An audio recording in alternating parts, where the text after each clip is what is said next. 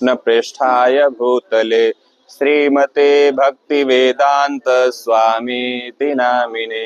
नमस्ते सारस्वती देवे गौरवाणी प्रचारिणे निर्विशेष्य शून्यवादी पाश्चात्य देशतारिणे। जय श्री कृष्ण चैतन्य प्रभु नित्यानंद श्री अद्वैत गदाधर श्रीवासादि श्री गौर भक्त वृंद। हरे कृष्णा कृष्णा कृष्णा हरे हरे, हरे राम राम राम हरे हरे। वंशा कल्पतरुभ्यश्च कृपा सिन्धुभ्यैव च पतितानां पावनेभ्यो वैष्णवेभ्यो नमो नमः। जगत गुरु श्रील प्रभुपाद की जय, सड गोस्वामी वृंद की जय, श्री मदन मोहनी की जय, श्री मदन मोहन लाल जी की जय। तो अभी हम लोग बिना भूमिका के जिस जगह पर बैठे हैं इसका नाम है द्वादश आदित्य टीला। किसी को नाम याद रखना हो, इसका नाम है आदित्य टीला भी कहते हैं, द्वादश आदित्य टीला। इसी जगह पर बैठकर श्री सनातन गोस्वामी ने बहुत सालों तक भजन किया है। इसी जगह पर जहाँ पे हम लोग बैठे हैं, इसी एरिया में मदन मोहन के प्रांगण में बहुत सालों तक बैठकर श्री चैतन्य महाप्रभु के परम सेवक श्री सनातन गोस्वामी ने भजन किया है। ये बड़े सौभाग्य की। अभी हम लोग जहाँ से आ रहे हैं उसका नाम है कालिय दह, कालिय ह्रद भी कहते हैं। तो जो भागवत की कथा सुने हैं, भागवत देखे हैं, सुने हैं, वो जानते हैं कि भगवान श्री कृष्ण जब प्रकट थे वृंदावन में थे, जब उस समय एक रमणक द्वीप से आकर एक कालिय नाग जिसका 101 फन था, मुख जो था 101, और वहीं पे जहाँ पे एरिया जहाँ पे कदम्ब वृक्ष है उसके नीचे जमुना जी बहती थी, और उसी भयंकर जमुना जी के अंदर एक हद बना रखा था। छोटा, मान लीजिए छोटा सा समुद्र, मतलब एक गड्ढा सा बहुत, और इतना भयंकर उसमें विष प्रकट होता था, उत्पन्न करता कि उस विष से आकाश में उड़ने वाले भी पक्षी झुलस कर गिर जाते थे। ब्रज में जितने सारे रहने वाले गोप थे, खास करके नंद बाबा और नंद उपनंद वृषभानंदी, वो बहुत चिंतित रहते थे। कोई भी अगर गलती से भी गाय जाकर, बछड़े जाकर पानी पी ले, गोप पी ले, उसकी मृत्यु हो जाती। तो उनके मन में बहुत सारे अनेक प्रकार के टेंशन हुआ करता था। तो एक दिन भगवान श्री कृष्ण ने यह ज्ञात हुआ, उनको पता चला, और श्री महाप्रभु के श्री चैतन्य भगवान श्री कृष्ण ने सोचा कि अब इसको यहाँ से भगाना है, रमणक द्वीप यहाँ से भगाना है। एक दिन आए, बहुत लंबी कथा है भागवत की, 7 दिन की कथा है, मैं लेकिन 7 मिनट में ही बता रहा हूँ सिर्फ। तो कहते हैं कि रमणक द्वीप से इनको भेजना है। तो उन्होंने क्या काम किया कि बालकों के साथ में वहीं पे खेलते खेलते वहां पर आए, और उन्होंने मन में संकल्प ले रखा था कि आज यहाँ से किसी भी हालत में इसको भगाना है। जिस दिन भगवान श्री कृष्ण कालिय ह्रद के तट पर आए थे, उस दिन बलराम जी नहीं आए थे। इसके पीछे कारण ये था कि बलराम जी शेषावतार है, किसी सांप को सांप के सामने मारना अच्छा नहीं होगा, तो उस दिन बलराम जी को साथ में लेकर नहीं आए थे, वो अकेला आए थे भगवान श्री कृष्ण। भगवान श्री कृष्ण गोप बालकों के साथ खेलते खेलते उसी कदम वृक्ष के ऊपर चढ़े और वहीं से छलांग लगाकर जमुना जी में छलांग जोर से लगाए। देखने के लिए जो महाभारत वगैरह में बना है कृष्ण लीला में, तो उसमें गेंद का दिखाते हैं, कहीं पे गेंद का, भागवत में गेंद का वर्णन नहीं है। वैसे वो कदम के वृक्षों के ऊपर चढ़े और चढ़कर ऊपर से जब छलांग इतना प्रेशर से लगाया तो उस जल का पानी बहुत ऊपर आकाश में मानो छू गया, इतना जोर से। छोटा सा बालक, लेकिन अपने शक्ति का उपयोग जैसे ही कूदा उसके अंदर ह्रद में, तो उस पानी में खलबली मच गई। और जैसे ही भगवान श्री कृष्ण गए, तब उस समय कालिय ह्रद नीचे अपने पत्नियों के साथ बड़े आराम के साथ विश्राम फरमा रहा था, बहुत आनंद से शयन कर रहा था। उसने जब देखा कि वहां पे इतना अंदर कैसे कैसे कौन सा एक बालक आ सकता, मेरे तट पर भी लोग आने में डरते हैं और मेरे पास में कोई आ गया, ऐसा कैसे हो सकता है। भगवान श्री कृष्ण को देखकर अपने पूंछ में सबसे पहले लिपट लिया, वो चारों तरफ से उसको अपने चंगुल में भगवान श्री कृष्ण को फंसाकर उनको सोचा कि मारो। लेकिन भगवान श्री कृष्ण को जैसे अपने शरीर में लगा, भगवान श्री कृष्ण ने विराट रूप धारण किया। जैसे उसको अपने सांपों का सबसे बड़ा शक्ति है, उसको किसी भी व्यक्ति को खाना होता है तो उसको अपने चक्कर में उसको गोला गोला गोल कर लेते हैं, लपेट लेते हैं अपने अंदर। तो जैसे ही लपेटा तो भगवान श्री कृष्ण ने विराट रूप धारण किया, तो उसका शरीर टूटने लगा। इसके साथ में दोनों में भयंकर युद्ध हुआ, आप सभी जानते होंगे। दोनों, कालिय चाहता था भगवान श्री कृष्ण का ऊपर हमला करना, और भगवान श्री कृष्ण उसके जो फन उठाता उसी को कुचल देते पैरों से अपने।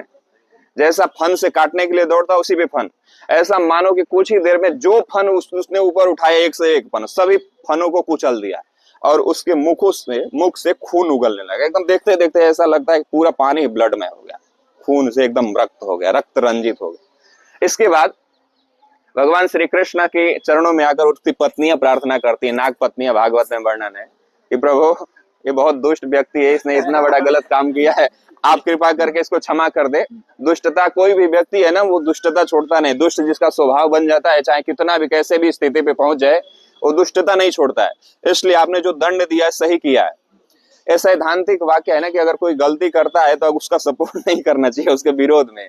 वो जानते थे कि भगवान श्री कृष्ण है और इनकी जितना भी कष्ट है, कष्ट हरण करने के लिए भगवान श्री कृष्ण पृथ्वी पर आए हैं, तो यह मानकर उन्होंने सपोर्ट किया, पत्नियों ने सपोर्ट किया कृष्ण का, कम से क्षमा कैसे भी तो छोड़ दे हमारे पति देव को। तो भगवान श्री कृष्ण के चरणों में प्रार्थना किया। इसके बाद कालिया हृद ने भी बहुत सुंदर प्रार्थना की, कालिया ने भी। उसमें से एक श्लोकों में कहते हैं कि भगवान संसार का जितना सारा वस्तु है वो सारा का सारा आपने बनाया है। जितना भी संसार में वस्तु है, चाहे सांप हो, बिच्छू हो, विष है, जितना सारा चीज है, तो अगर मेरे अंदर विष है तो इसमें मेरा क्या दोष है। जैसे मान लीजिए कोई व्यापारी है, बिजनेसमैन है, जिसका दुकान है, उसमें बहुत सारे डब्बा रख रखा है, स्टील का, किसी में है चावल, किसी में चीनी, किसी में है क्या कहते हैं मसाले, जीरा है, किसी में हल्दी, बहुत सारा चीज रख रखा है। तो उस व्यक्ति को, जो दुकानदार है, जो दुकान का मालिक है, उसको पता है कि कौन से डब्बे में क्या वस्तु है। वैसे ही संसार में आपने 84 लाख जोनियां बनाया और 84 लाख योनियों में अलग अलग गुण स्वभाव भर दिया है। सर्पों में विष भर दिया, गायों में अलग स्वभाव, कुत्तों में अलग, गधों में अलग, मनुष्यों में अलग चीज भर दिया, तो उसमें हमारा क्या दोष है। इसलिए कृपा करके हमें क्षमा कीजिए। वैसे ही हम आपके छोटा सा बालक हैं, जैसे नादान बालक होता है, कुछ पता नहीं, इसलिए हमने यहाँ पर आकर आपके चरणों में कुछ अपराध किया, आप मुझे क्षमा करें। भगवान श्री कृष्ण कहते हैं कि तत्काल यहाँ से इस जगह को छोड़कर तुम रमणक द्वीप चले जाओ। तो कहता है कि वहां जाऊंगा तो वरुण देव मुझे ग्रस लेंगे। बहुत लंबी कथा है। कहे कि नहीं, अब तुम्हें गरुड़ कुछ भी नहीं कहेंगे। जिसके ऊपर मेरा चरण पड़ जाता है, जिस व्यक्ति के ऊपर, संसार के सभी लोग उससे प्यार करने लगते हैं। इसलिए तुम्हें संसार का कोई भी व्यक्ति, कोई भी सांप तुझे मारेगा नहीं, कोई भी वक्त, गरुड़ हो चाहे कोई भी हो, तुम्हारा वध नहीं करेगा, क्योंकि तुम्हारा स्पर्श हो गया, तुम्हारे फनों के ऊपर मेरा चरण चिन्ह है। इसलिए तुम्हारा कहीं भी किसी प्रकार की नष्टता नहीं होगी, तुम नष्ट नहीं होगे कभी, तुम्हारा कोई शत्रु नहीं होगा। संसार में देखा जाता है कि संसार, देख लीजिए आप सामने से, कि कोई सिर्फ भक्ति का नाटक करता है, लोग उसे प्यार करने लगते हैं। मैं एक छोटा सा उदाहरण दूं समझने के लिए, टाइम बहुत कम है। व्यक्ति कोई आईएएस बनता है, कोई बहुत बड़ा लीडर बनता है, जैसे मान लिया जाए कि कोई बहुत बड़ा नेता बन गया, कोई आईएएस बन गया, कोई बहुत बड़ा डॉक्टर बन गया, और कोई थोड़ा बहुत पढ़ा है, थोड़ा बहुत गांव में पढ़ा लिखा है, अगर वो भगवान का आश्रय ग्रहण कर लेता है ना, तो वो बड़े बड़े डॉक्टर नेता लोग उसके शरण में आते हैं। अब इसका प्रमाण दूसरी जगह नहीं, इस समय प्रेमानंद महाराज को देख लीजिए। हाँ, प्रेमानंद महाराज वृंदावन में पढ़े हैं, और करोड़ों लोग जो अपने को बड़े नामी दामी सब मानते हैं, वो अपने आप, उनमें ऐसा क्या है, उनमें एक ही गुण है। कोई भी भक्त में, समाज में एक ही गुण होता है कि भगवान के साथ उसका आत्मीयता होता है, भगवान को अपना रखा है, भगवान को ही सर्वस्व मान रखा है, भगवान की शक्ति है, इसलिए उस व्यक्ति की पूजा होने लगती है। तो तुम्हारे ऊपर तो मेरा साक्षात चरण पड़ गया, तो तुम्हें कौन रोक सकता है कहीं भी। इसलिए तुम रमणक द्वीप जाओ, वहां से कालिया भागकर, कहीं कहीं पे कहा जाता है, ब्रजवासी कहते हैं कि जब यहाँ से वापस लौट कर नहीं देखना, अगर कहीं भी वापस लौट कर देख लिया तो तुम पत्थर बन जाओगे। तो ऐसा जमुना जी का तट है, उधर जैत एक गांव है, छठीगरा के पास में जैत, तो वहां पे बहुत विशाल विग्रह है उसका, सांप का। तो ऐसा कहा जाता है कि वहां जाकर देखा कि कृष्ण कहीं पीछे तो नहीं आ रहे, वही पत्थर बन गया। एक रूप में पत्थर बना है, और दूसरे रूप में जमुना जी के रास्ते यहाँ से होते हुए प्रयागराज, प्रयागराज से गंगा जी के रास्ते हुए गंगा सागर, और गंगा सागर से होते हुए फिजी जो है आज के, उधर रमणक द्वीप में चला गया। वो जो घटना घटी, जहां पर स्वयं जब भगवान जगह पर आके भजन करते थे, और 3 लाख नित्य प्रति नाम जपते थे, नियम पूर्वक, संख्या पूर्वक नाम जाप आदि, कीर्तन आदि भी संख्या पूर्वक 3 लाख महामंत्र का जाप करते थे। हरे कृष्णा कृष्णा कृष्णा हरे हरे, हरे राम राम राम हरे हरे। 3 लाख। अपने तो 16 माला में ही नानी याद आती, अरे अब कैसे होगा, क्या होगा। वो 3 लाख प्रतिदिन नाम जप करते थे। इसके बाद यहाँ से 7 दिन में एक दिन मथुरा जाते थे माधुकरी मांगने के लिए, भोजन की व्यवस्था करने के लिए। और वहां से चौबे के यहाँ से विश्राम घाट के पास से भोजन मांगकर रोटी लेकर आते सूखा, और वहां पर लेकर आते धूप में सुखा के उसको रख देते, और उसी रोटी को 7 दिन तक खाते। अब विचार कीजिए, जो माधुकरी मांगा हुआ है एक दिन का, उसी को सुखा सुखा के पानी में भिगो भिगो के जमुना जी के जल में 7 दिनों तक उसको ग्रहण करते, और फिर पुनः 7 दिन के बाद मथुरा जाते थे। इतने दिन तो रोज नहीं, भजन में इतनी निष्ठा थी। उस समय एक चौबे जी की पत्नी थी वहां पर, जिनके पास में एक बहुत प्राचीन ठाकुर जी थे, जिनका नाम था मदन गोपाल, राधा मदन मोहन। वो बूढ़े हो गए थे, बुजुर्ग हो गए थे, लगभग 90 साल के आसपास में बुजुर्ग हो चुके थे, उनका शरीर काम नहीं कर रहा था। तो सनातन गोस्वामी से कहे, बाबा जी मेरे ठाकुर जी को आप लेकर जाओ, इनकी सेवा पूजा करो, हमसे नहीं हो पाता। सनातन गोस्वामी हाथ खड़ा करते, नहीं मैया मेरे पास इतना टाइम नहीं होता है, मुझे रोज गिरिराज जी जाना होता है, आना पड़ता है, ठाकुर जी को खिलाने के लिए भोग भी मेरे पास व्यवस्था कुछ भी नहीं है, तो मैं उनको कैसे रख सकता हूँ, मेरे बस की बात नहीं है। लेकिन मैया और बाबा दोनों पीछे पड़े थे कि कैसे भी करके आप इनको रख लो, जो भी हो जैसा भी हो आप इनको रख लो, आपको ही देना चाहते हैं। सनातन गोस्वामी के पास ही उनको आने की इच्छा थी। तो लाख कोशिश करने के बाद में लास्ट में उन ठाकुर जी को चौबे जी ने दे दिया सनातन गोस्वामी को। सनातन गोस्वामी ने कहा कि अगर जब आपको सूखा रोटी खाने की इच्छा है तो चलो मेरे साथ। अब मान लो कि सूखा ही खाना है, तब वो सनातन गोस्वामी यहाँ पर लेकर आए, इसी टीला के ऊपर एक झोपड़ी में सेवा पूजा करते थे। सुबह आरती, शाम को आरती, या जो माधुकरी में लेकर आते, अथवा कभी कभी टिक्कर बनाते, जो सूखा होता है ना, वैसे बाटी जो कहते हैं, वो भोग लगा देते, जल रख देते, उसी को भोग लगा देते। तो दियम वस्तु गोविंदम तुभ्यमेव समर्पय कहकर ऐसे ही अपना सब काम चालू हो गया। धीरे धीरे समय बीता। एक दिन ठाकुर जी, राधा मदन मोहन जी ऐसा वो बाटी खा रहे थे, उनके गले में अटक गई। जैसे ही बाटी खाया ना, उनके गले में अटक गई। गले में ऐसी अटकी कि वो लग रहा है कि बाहर जा रही ना अंदर जा रही। तो सनातन गोस्वामी के स्वप्न में राधा मदन मोहन ने कहा, कृपा करके बाबा जी इस बाटी के साथ में कुछ ऐसा लिक्विड वस्तु रख दो कि गले में जाने में अंदर दिक्कत नहीं हो। सनातन गोस्वामी ने कहा कि आप तो भगवान सर्व समर्थ हैं, आपको तो सब कुछ पता है। मेरी इतनी साधना है कि मैं आपको देखूं, कि गिरिराज जी जाऊं, कि अपनी साधना करूं। यहाँ पे एक चीज समझने वाली बात है, जब भगवान साक्षात सामने भी है, लेकिन सनातन गोस्वामी ने अपनी साधना नहीं छोड़ी। साधना के प्रभाव से सनातन गोस्वामी के पास में मदन मोहन आए थे। साधना के शक्ति से, तपस्या से, शक्ति से उनके पास में स्वयं भगवान दर्शन देने के लिए सब कुछ करके आ रहे हैं। तो साधना में वो शक्ति, साधना मतलब नाम जप, भगवत सेवा, कृष्ण सेवा, जितना वो अपना जो भी नियम हम लेते हैं, जहां भी रहें, दुनिया के किसी कोने में रहे, गरीबी में रहे चाहे अमीरी में रहे, जो अपनी साधना शक्ति है, नाम जपने का 16 माला जपने का हो चाहे 64 माला, वो नियम पूर्वक करना चाहिए। और कोशिश करें कि सबसे पहले उठने के बाद, जगने के बाद सबसे पहला काम वही करें, स्नान करे और नाम जप करे। हरे कृष्णा कृष्णा कृष्णा हरे हरे, हरे राम राम राम हरे हरे। आपका अगर साधना स्ट्रांग होगा तो कृष्ण स्वयं चल के आपके पास आ जाएंगे। मुख्य चीज ये है कि साधना स्ट्रांग होता, कृष्ण चल के, आपको जाने की जरूरत नहीं पड़ेगी फिर। तो साधना उनका स्ट्रांग था, इसलिए वो बहुत ही ध्यान से कोई भी काम करते थे, एकदम चित्तमग्न हो गए। ऐसा नहीं कि मन कहीं और, चित्त मन को बस में करना बहुत मुश्किल है। अब सभी जानते हैं, गीता में, भागवत में, सब जगह लिखा हुआ है, चंचल में मना कृष्ण प्रमाति बलवत दृढ़ में तस्व निग्रहम मन्य वायु रिवा दुष्करम। वो दुष्कर है, मत देता है मन को, रहने नहीं देता बस में, लेकिन उसको बस में करके उन्होंने पूर्ण रूप से कृष्ण भावना भावित हो गए थे, अपने आप को कृष्ण के चरणों में समर्पित कर दिया, और ऐसा नियम पूर्वक। तो जैसे उनके गले में, राधा मदन मोहन के गले में अटकी, तो उनसे कहा कि आप ही कोई व्यवस्था कर लो, आप ही कोई नियम कुछ कर लो। तो स्वयं भगवान श्री राधा मदन ने सोचा कि मुझे ही कोई व्यवस्था करनी पड़ेगी। तो एक पंजाब के एक बहुत बड़े सेठ, जिनका नाम था रामदास कपूर, वो जमुना जी के रास्ते से इधर से नमक का व्यापार करते थे, इधर आगे लेकर आगरा लेकर जाते, उधर आगे आगे जहां जहां भी लेकर जाते, और नमक का व्यापार बेचते थे। एक दिन की बात है, जब नौका लेकर यहाँ पे आए, भरी हुई नौका, चारों तरफ से, सब तरफ से एकदम सुदृढ़ भरी हुई है नौका माल से, और जैसे ही इस जगह पर आई जहाँ पे हम लोग बैठे हैं, जमुना जी का तट है, वहीं अब लग रहा है कि पानी में भंवर होती है ना, जो वैसे घूमती रहती है बहुत तेज, अब उसमें लगता है कि अब डूब जाएगी, अब नौका डूब जाएगी, अब नौका डूब जाएगी, पता ही नहीं कब डूब जाए कोई सही नहीं है। अब वो मन से सोचने लगे कि अब क्या करूं, कैसा करूं। उसी समय एक छोटा सा बालक, श्याम सुंदर रूप स्वरूप, एकदम छोटा सा बालक जमुना जी के तट पर दिखाई देता है और कहता है, सेठ, अगर तुम अपनी नौका बचाना चाहते हो ना, तो एक बाबा जी रहते हैं यहाँ पे ऊपर, उनसे प्रार्थना करो सनातन गोस्वामी से, वो अगर चाहेंगे तो तुम्हारी नौका निकल जाएगी।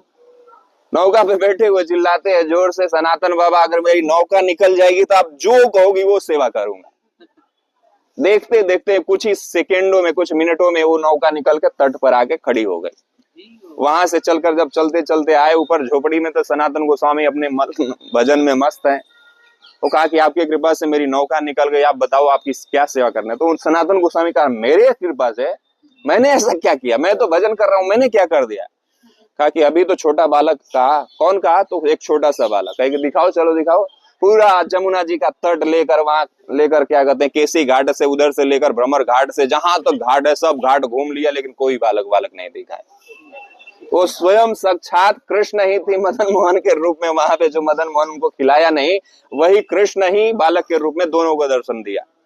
इसके बाद कहा कि अब जो भी मुझे प्रॉफिट होगा वो सारा आपके मंदिर सेवा में लगा दूंगा। ऐसा मन में संकल्प किया रामदास कपूर। तो इस बार जब गया बेचने के लिए नमक, तो 2 गुना फायदा हुआ, डबल, और सारे पैसे को लेकर आया और इस मंदिर का निर्माण किया, जो अभी हम लोग दर्शन करेंगे, राधा मदन मोहन। और उस समय, उस जमाने में जो मंदिर में अभी जो इस्कॉन में लगता है 7 टाइम का भोग लगाने का और आरती करने का नियम बना, एकदम विधि विधान का, सुबह से लेकर शाम तक। और वहीं पे एकदम भजन नित्य प्रति चलने लगा, एकदम प्रतिदिन कंटिन्यूअस।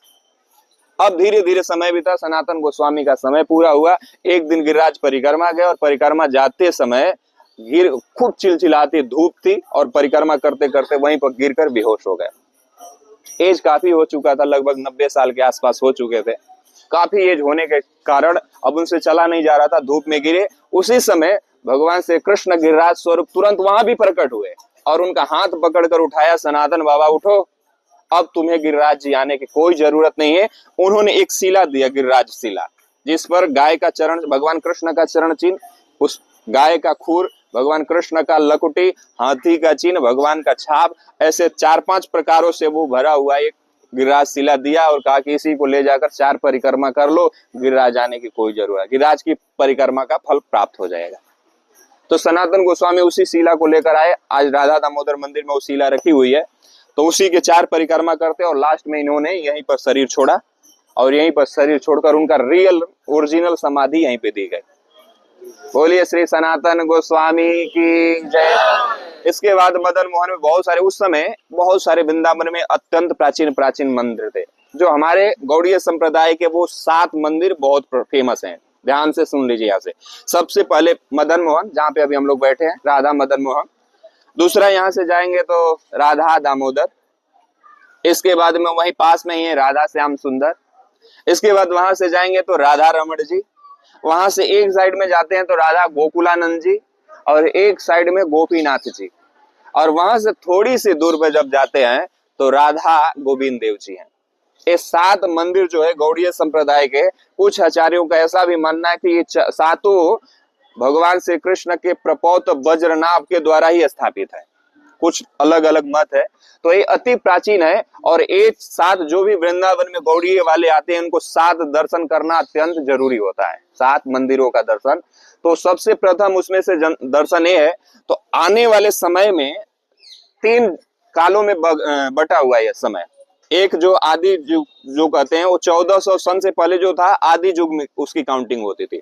1400 से लेके लगभग 1700-1800 तक इसको भक्ति युग कहा गया है। जो अभी तक युग चल रहा था 1400 सन से लेके 1700-1800 वो भक्ति युग है।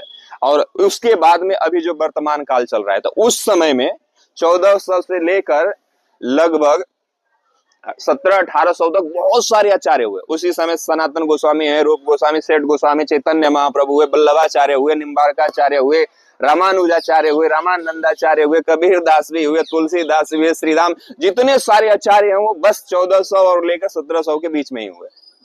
उसको भक्ति काल कहते हैं। उस समय मानो भगवान का स्वरूप ही पृथ्वी पर प्रकट हो चुका है एक हिसाब से। तो यहाँ पर बहुत सारे मंदिर हैं जो स्वयंभू प्रकट विग्रह है। जैसे बांके बिहारी का स्वामी हरिदास ने प्रकट किया, स्वयंभू। राधा रमण स्वयंभू प्रकट है, किसी ने प्रकट नहीं किया, वो स्वयं शालिग्राम से स्वयं प्रकट है। आप जानते हैं, सभी लोग सुनते हैं, एक नहीं हजारों बार गोपाल जी का सेवित विग्रह थे शालिग्राम भगवान, नित्य प्रति सेवा करते थे और उससे जो प्रकट हुए वो बने राधा रमण जी। तो स्वयंभू प्रकट है। तो वो उसी प्रकार से यहाँ मुख्य विग्रहों में से जो दर्शन है, अभी हम लोग जहाँ पे जाएंगे, यहाँ से सबसे पहले जाएंगे बांके बिहारी, जो स्वामी हरिदास ने प्रकट किया था राधा निधि वन में। इसके बाद वहां से जाएंगे हम लोग राधा वल्लभ। राधा वल्लभ से दर्शन करते हुए उधर से गलियों के रास्ते से हम लोग जाएंगे सेवा कुंज। सेवा कुंज से फिर जाएंगे राधा दामोदर और राधा श्याम सुंदर, पास पास में है। फिर वहां से जाएंगे हम लोग निधि वन। भीड़ बहुत ज्यादा होगा तो निधि वन में अंदर प्रवेश नहीं करेंगे, वहां से चले जाएंगे राधा रमण। और राधा रमण के दोनों साइड में, एक साइड में गोकुलानंद जी है और एक साइड में गोपीनाथ, उनका दर्शन करेंगे। और वहां से फिर लास्ट में जैसा समय होगा उसके बाद हम लोग जाएंगे राधा गोविंद देव जी। और यहाँ का सबसे जो इस एरिया का देवता कहते हैं ना, वो है गोपेश्वर महादेव, बंसी भट्ट और गोपेश्वर महादेव, उस जगह पर जाएंगे दर्शन करने। तो एक एक जगह की कुछ न कुछ कथाएं हैं, वहां कैसे प्रकट हुए, कैसे। मुख्य रूप से हम लोगों का जितना मैंने बताया सब दर्शन करना है। बांके बिहारी, राधा वल्लभ, सेवा कुंज, राधा दामोदर, राधा श्याम सुंदर, निधि वन, राधा रमण, राधा गोपीनाथ, राधा गोकुलानंद और राधा गोविंद देव और गोपीनाथ बंसी भट्ट,